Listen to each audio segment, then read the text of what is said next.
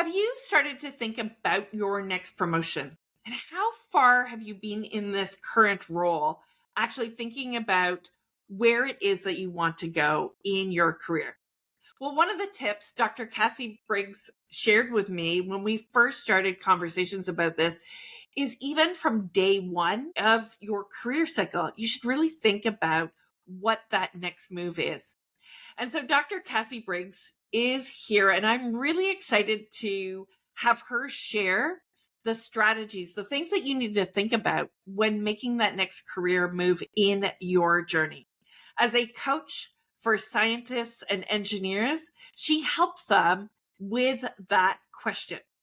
Welcome, Dr. Cassie. Thank you, Nancy. So great to be here. So, as you think about the people that you work with and them working on a plan to move up the corporate ladder, what's the first question they should ask themselves in relation to that plan? Mm, I think it really comes down to your professional identity. Some people refer to that as your personal brand. But it's really tough for an employer to promote you or to hire you if you yourself don't even know who you are, what you want, or what value you have to bring. So, really spending time thinking about that, but taking it a step further. How do you communicate it, both in writing and verbally? And so, when people communicate, and as scientists and engineers, we're not known for our skills in communication, where we are great in that technical brilliance area. What are some of the things that maybe they should sit back and reflect on Mm. before they start to communicate what that is? Yeah, so usually I break that down into four components. So those components are your values, your interests, your skills, and your priorities. And so when we're thinking about values, we're thinking about things that are important to you. So, as an example, innovation is really important to me. Like, I like to do something new, something different, move the field forward, if you will. And so, if I'm in a position where so my background is in conservation genetics, where I'm just pipetting all day. That's not going to be very fulfilling for me. I like to do something new. So even something as silly as our centrifuge broke down in our lab, and basically what it does is it spins your samples down. And so I was like, oh, I'll just go home, get my salad spinner, tape my samples to the side, and then pump it. And there we go. And so just that ability to be innovative and resourceful and that to be rewarded by my employer means a lot. So I would encourage you to sit down and think about your values.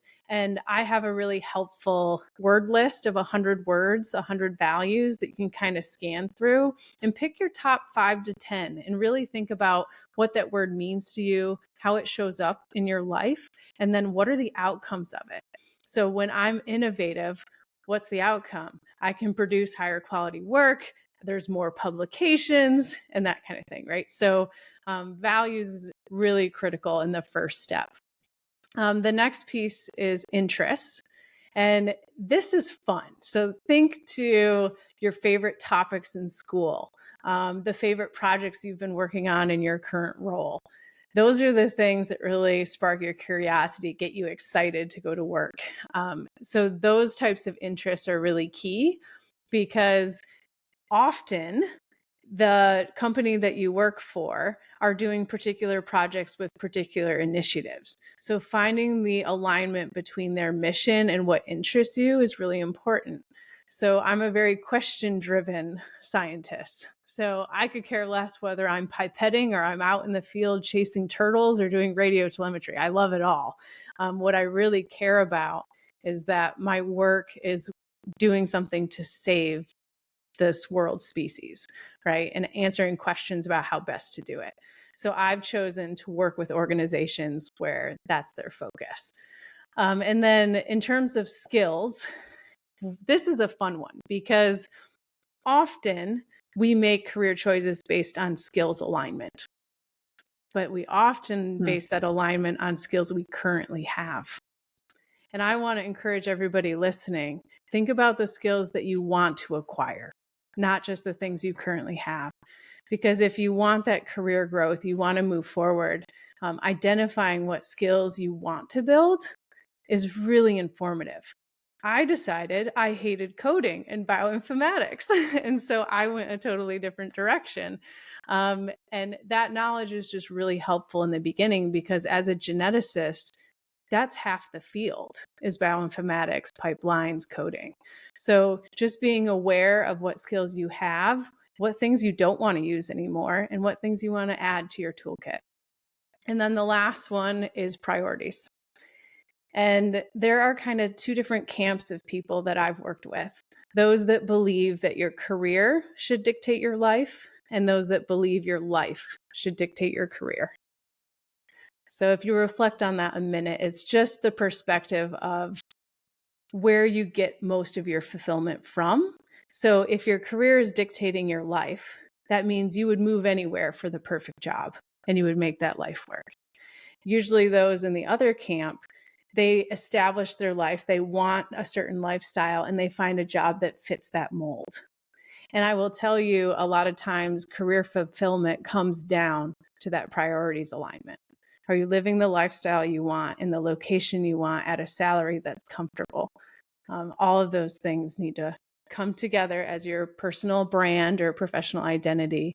And being clear on that will make it a lot easier to communicate it. Love those different topics, right? Thinking about your values, thinking about your interests, your skills, and then that life balance. Like, what is it that you want? And I often ask this of engineers as well. I'm like, are you interested in going up more of a technical path, or are you interested in going up more of a management path? Because both paths can be equally as rewarding. Mm-hmm. But it will not be rewarding if you put yourself into the wrong path that is out of alignment with those values, those interests. And that's where we see people burn out and be exhausted. Mm-hmm. So as you think about that holistic decision making, and people go through that list and be like, okay, I've written down these values, I've written down these different things. How do they now start to express those things, either up the corporate ladder or externally, so that they can find that right fit for them? Yeah, the answer to this is very field dependent. But a lot of the engineers that I have worked with, they're a little more active on LinkedIn than, say, medical professionals are. So one place that you could think to put it is on your LinkedIn profile, and you have a lot of creative freedom in that space. So even something as small as your headline. 99% of us just put our job title that our company assigned us. And I'm telling you, that's your headline. You get to choose what you put out into the world, right? So think very carefully of how you want people to know you and relate to you, and what those words really mean to you. So a scientist 3, that may be your role. And, an architect, an engineer, technician, those are kind of vague. So what do you want to be included in that? And I encourage you to look around at some other folks' profiles that are very active on LinkedIn, and what kind of things are they saying about themselves. The about section on your LinkedIn is a chance it's very different than a resume. You get to write in first person. There can be a little story and context to it. So let people know who you are in that space. It's a good place to sort of experiment with communicating this in a more safe environment, and get feedback from people in your network, professionals that do this for a living. That feedback is really helpful. Now, when it comes to within the workplace, also think about annual evaluations, promotion materials, updating your resume. So one example, I was a professor at Michigan State for years. We had an annual evaluation where we had to submit an updated resume along with a personal essay. And so that resume, if you waited until the week that is due, it's really overwhelming and stressful. And I promise you, you're going to forget half of what you did that whole year. So the biggest tip I can give you is track every conference you attend, every patent you put through, every activity, every professional development thing. Write it down. In the moment that you've done it, it doesn't have to be fancy. It could just be a Word doc. Just keep track of everything so that when it comes time to promote yourself, you have it at the ready.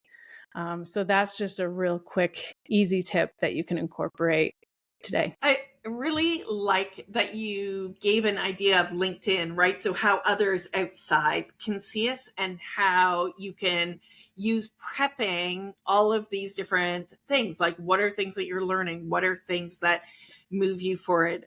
One of the things that I love about LinkedIn is it, and that about section is it's also a place where you can talk about your dream. Like, what is that dream job? Like, what is it that you really want to solve in this world and that wakes you up and excites you? Because it's amazing how recruiters, different people will come to LinkedIn. And I just heard this is that if you put LinkedIn, your LinkedIn location on your resume, and you are active on LinkedIn and have a decent profile on LinkedIn, it actually makes a huge difference in you getting considered in a job. That's like the latest research. So that's a really good thing to tell people to utilize LinkedIn as part of it. We often hear that from an engineer, from a science perspective, we spend a lot of time focusing in our skills and our brilliance and the things that we know how to do well. But when you think about moving up that corporate ladder, creating those spots on your LinkedIn or in your resume, what are some of the other skills outside of our technical abilities that you would include in that resume, in that thinking of job function? Yeah, I mean, it really is dependent on the role you're looking to move into. So, for example, even within the engineering field, there are more project management type roles further up. There are also program level management roles. And they are very different in the skill sets you want to build and advocate for. Now, I will tell you, a good project manager does not make a good program manager necessarily, and vice versa. So the major difference is generally is that a project manager is focused on the nuts and bolts of a project. So putting together the objectives, the timeline, the budget, ordering of materials, delegating tasks within the project. The program level management tends to be a little bit broader. You may be thinking about multiple projects simultaneously, and it's a lot more people management. So being able to communicate with the managers on those individual projects. And so I would say the skill sets that you want to advocate that you have are a little bit different for each. One, the project side is a little more about the organization, being able to meet deadlines, stay on budget, those kind of things. And what's beautiful about that is in your resume, include that quantitative information. I see so many resumes where people write them as job duties. You're not writing a job ad. You're writing basically a list of accomplishments. So the more that you can say, managed X number of people across global teams to increase our efficiency by 50%. Things like that are much stronger of a claim than managed 3 projects or, more vague statements. Now, on the program management side, the idea of working and managing people is really important. So things like when you think about a good boss, for example, you think about someone who's really good at giving and receiving feedback, that open door policy, that really empowering the people that work under them. And so thinking about things like stakeholder management, people management, hiring policies, and more strategic planning, those types of things are much more appealing for those types of roles.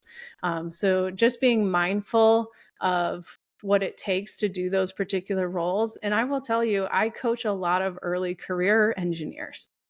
And in truth, we don't have a clue what these positions actually do on a day-to-day. So I strongly encourage have conversations, informational interviews, talk with people in your network that are 2, 3, 5 steps ahead of you so that you know sort of what's coming and you know the skills you want to build. Because it's better that you know now that you hate managing people than to steer your whole career towards that, right? So I think it's really important to go behind the scenes. And this is a trend, a new job trend within the medical field. I'm going to put it out there to engineers because I hope more engineering companies do it. When you get a job offer, so many of us are like quick to accept, quick to review over email, bounce back and forth about it. I want to encourage everybody. When they're at that stage of the game, it would take a lot for them to rescind that offer. Why not ask for a day or two to shadow and to be like, see that wine cooler or the water cooler talk and be there in person. Your interview's over, you have your offer in hand, get to know the culture in that real world experience. Because when you accept that offer, you're sort of locked in for a little bit. There are some contracts that stipulate you have to stay for a certain number of months or years, right? So I would encourage everybody to make sure it's a good cultural fit. And I think that's where the values come in the most. As an example, a lot of lack of career fulfillment comes from a values misalignment. So as an example, I love flexibility. I want to work when I want. If I want to go take a hike in the middle of the day, I want to be able to do that. And so the government sector, probably not the right sector for me because it's more of a 9 to 5 traditional working hours. Academia, that's a better spot for me because there's more flexibility in when I do my working hours, right? So being mindful of your values also ensures you have the right fit in terms of sector. I really like the idea of shadowing. And I've never actually thought of that before, but it is such a good way to be like, am I a good fit for this company? Am I going to align with it? Is it aligning with my values? Is this position, especially the earlier on you are in your career, because it's so crucial for us to start to get those things right, or else you can be seen as like a jumper who never really sits and fits really well within a company. Cassie, it has been such a pleasure to hear these ideas, for you to share these ideas. I know that you have an opportunity for people to get a little offer from you to help them. Can you share just a moment about what that is? Yeah, well, Nancy, you had a great plug for me earlier. Engineers and frankly, scientists in general, we're not the best at communicating. And so I have put together a free PDF guide on how to bulletproof your resume. In other words, how to write those resume bullets in a way that is really compelling and reads like an accomplishment instead of a job duty. So I strongly suggest you pop down to the link below, download that PDF, and use it to start updating your resume now so you're ready for that next career move. And I'm going to add an extra to this. Not only use it to update your resume, but also use it to update your LinkedIn profile, because you do not know who is watching you, even though they don't have your physical resume in hand. So Cassie, it has been such a pleasure to have you on the Get Promoted Fast mini series. Thank you very much for your time today. Thanks so much for the invitation. Thank you, and have a great day, everyone.